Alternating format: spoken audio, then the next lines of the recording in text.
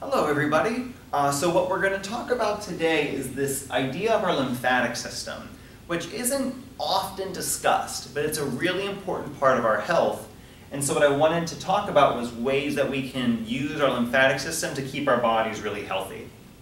So what is it? The lymphatic system is sort of this unknown, not often discussed system in the body, but it does a lot of good. It's this variety of ducts and nodes, organs, lymphocytes. It's this whole complex kind of system of tissue that runs through the body, and what it does is it carries lymph. So lymph is the watery substance that kind of bathes our cells. It's all the stuff that's not our blood that keeps everything hydrated.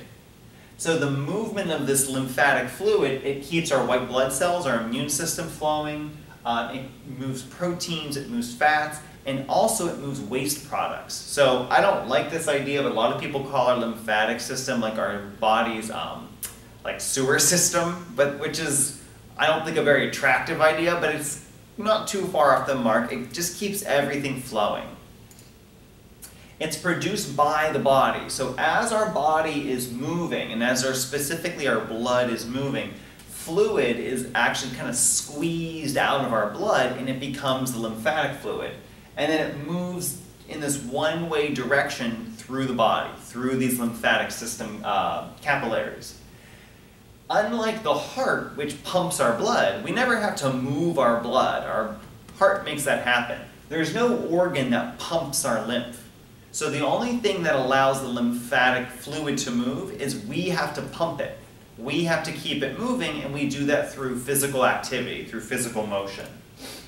So there's many different things, and we won't go into them in much detail, but basically the lymphatic system is a major part of our immune system. The thymus gland, the spleen, the bone marrow, they call these lymphatic organs. These are parts of this system that produce B cells and T cells and areas where our immune system goes to mature. So a healthy immune system depends on a healthy lymphatic system. So from the temples of our head down through our arms, down through our torso, legs, feet, we have all this moving. So anytime we move any part of our body, we are moving fluid through the lymphatic system. So the big message here is that the body has to be kept in motion.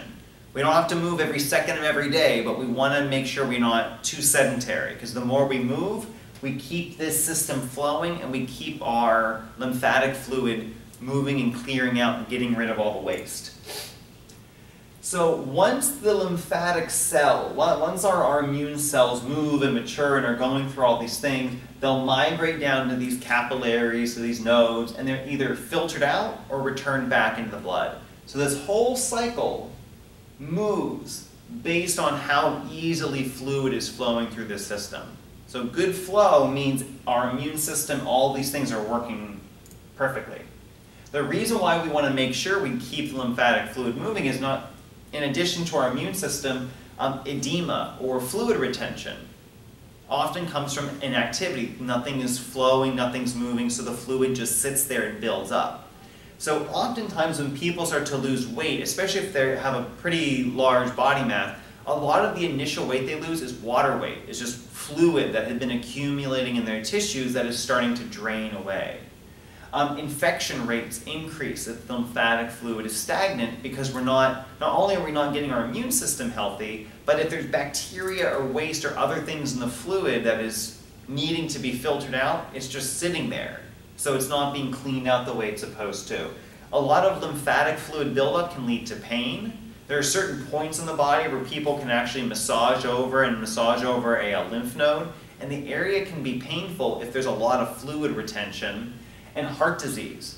The heart works ceaselessly to keep our blood and everything moving, and if the blood pressure, blood area starts to build up and become more difficult to move because of our lymphatic fluid is becoming stagnant, the heart has to keep working harder and harder to keep its blood pumping. So it's a big strain on the heart to have a lot of lymphatic buildup. There are many ways we can move our lymph, so we'll just talk about a few. One very popular one is dry brushing.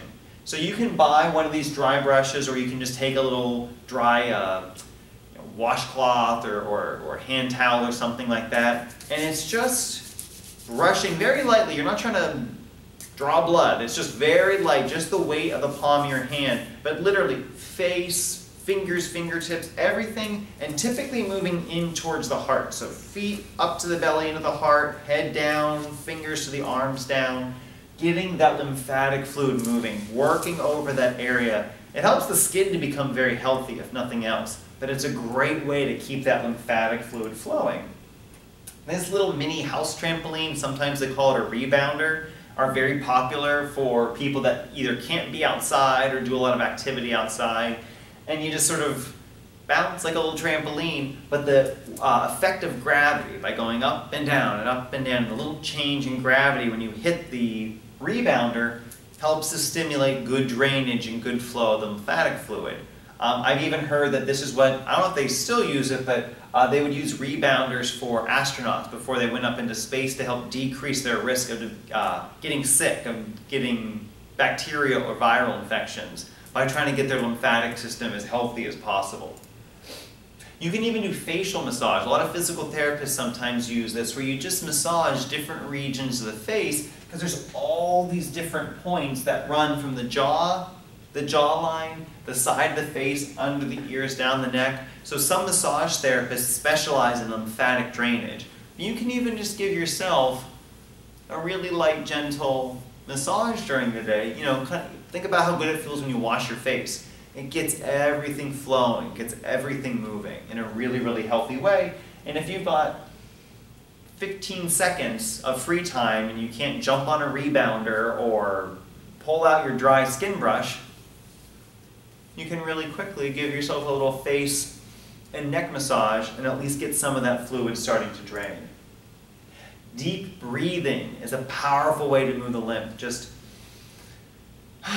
really nice, filling up the belly and the diaphragm, getting the air up in the lungs, really letting it go. Any particular style you like would be nice, but just to take any time during the day when it comes to you. When we just breathe from our chest, we have very little movement. We've got to get our breath down into the belly. So even taking 10 seconds right now, pausing, whatever, do some really nice deep breath. Get the body moving, get the lymphatic system flowing that way. It reduces stress, if nothing else, and it helps to get that pumping action occurring. For people that enjoy yoga, something like sun salutation or Surya Namaskar is really nice because the whole body's engaged. You're stretching the front of your body, you're stretching the back of your body, you're moving up and down against gravity. It really, really helps to move the entire lymphatic system in an excellent way. Yoga itself is very helpful for that, but especially a sequence like sun salutation, wonderful for the lymphatic system. In addition to that camel pose, which is just placing your hands back on the back of your ankle or heel and trying to reach back for it, you stretch the front of your body and you get all the lymph nodes, all the capillaries in the front to stretch. And then when you come forward, they come together again and you get that lovely pumping action. So anything to stretch or move the body in any happy way for you gets that lymphatic system flowing. And then if you're not too squeamish of the idea, inversions can be helpful. Now, you don't have to be a master gymnast and do handstands in the middle of the room. Some people just kind of walk their feet up against the wall. Anytime the head is below the heart, you're inverted. You're reversing the flow of gravity on the body and you're draining out and cleaning out the lymphatic system. So even if the lymphatic system aside, if you're trying to build your confidence, this can be a nice little exercise to do at home when no one else is looking and start to work on getting comfortable being upside down a little bit. It's very, very helpful for keeping that system flowing in a good way. Or just some people in Tai Chi and Qigong do these kind of spinal twists. The whole body, it's being opened and contracted, so it helps to get that pumping. You can do these Qi breathing exercises where you take a nice deep breath in, and then as you come out, you come down and touch the feet, and you let your breath bring you up again. You're flowing, you're moving the breath, you're flowing and you're moving up and down, you're moving against gravity. There's no one special exercise. You can make up your own. You can just dance in place, jog in place, march in place. You get the body in motion and you get this system flowing. Even a reclined pose, if you're looking for something to relax at the end of the day, lay on your back, put your feet together as if you were doing like a butterfly stretch or something. Just let the soles of your feet come together, knees come apart. All the lymph nodes and areas in the groin will be open and help that area to start to drain and start to become healthy and get some movement in it. So it doesn't always have to be engaging. It can be a very relaxing kind of exercise too to get the system a little bit healthier. So in other words, just move. Any kind of, whether it's moving through exercise, through stretching, through yoga, through breath, through massage, through rebounding, anything that helps your body be in motion moves the lymphatic fluid. It's pretty much the only way we can. And it's critical for keeping the immune system healthy, supporting our organs by bringing the organs nutrients and getting out waste. Helps with weight support because, again, fluid retention, it helps that to drain away. And it's all very easy. And just to end with this great quote I love, there would be far less heart disease and far fewer heart attacks if people took care of their lymphatic system. So it's not just keeping the circulatory system healthy, although everything we just mentioned would be great for that too. We have to make sure we keep the body in motion to keep this other fluid flowing as well. So I hope you found this information helpful. Let me know if you have any questions and be well.